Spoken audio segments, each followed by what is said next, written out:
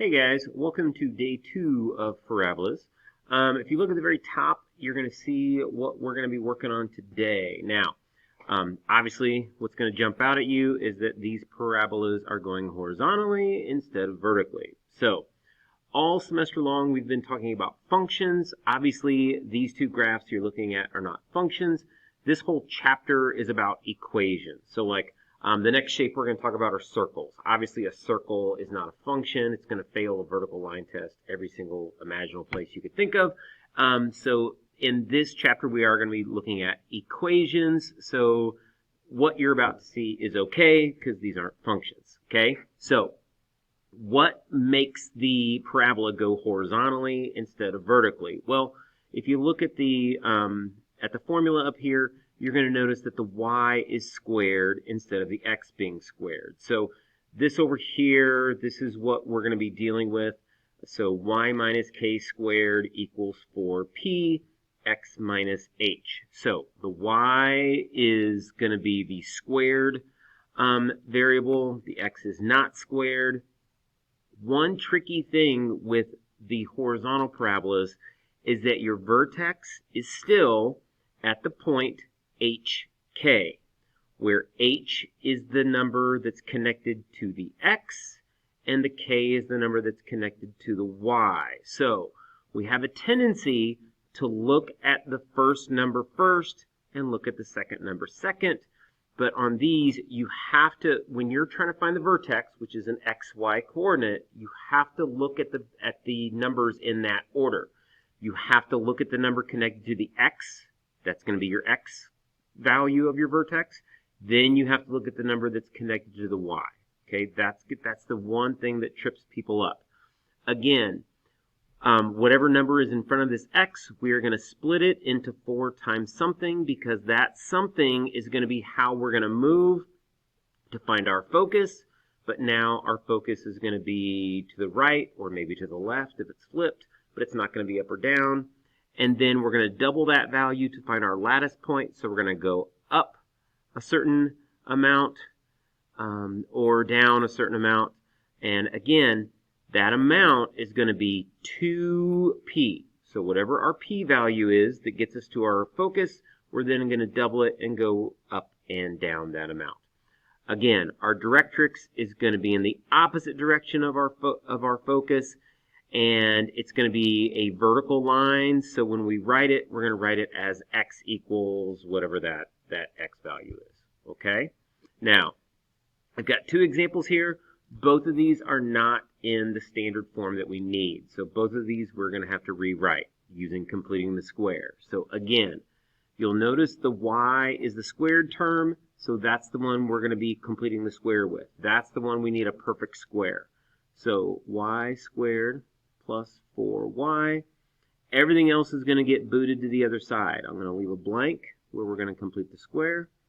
And then this will be a positive 16x on this side, and it'll be a positive 44. And again, I like to put a blank over here.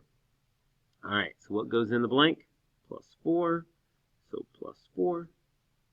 This is now y plus 2 squared equals 16x plus 48. All right, now this side is fine, but again, this side over here, I can't have a number that's actually connected to the x, so I need to factor it away. Now, luckily for us, 16 just so happens to be a factor of 48, so we can factor out a greatest common factor, x plus 3, and now we're in the form that we need. So, a couple things we can tell right away. We can tell where our vertex is. Remember, look at the x first. -3, -2. So, -3, -2, that's our vertex. So 1, 2, 3, 1, 2. And then that 16 we're going to split into 4 times, well in this case 4 times 4. That's our p value. That's how much we're going to move from the vertex. So again, we're moving horizontally to find our focus because the entire parabola is going to wrap around that focus, and it's going to be going horizontally as well. So 1, 2, 3, 4. Now, we're going to double that, and that's how much we're going to go up or down to find our lattice point. So 1, 2, 3, 4, 5, 6, 7, 8. 1, 2, 3, 4, 5, 6, 7, 8. And our parabola goes up that way and down this way. And then lastly, I'm going to go ahead and draw the directrix. So if I went 4 to the right, I'm going to go 4 to the left. 1, 2, 3, 4. And that is where my directrix is going to be.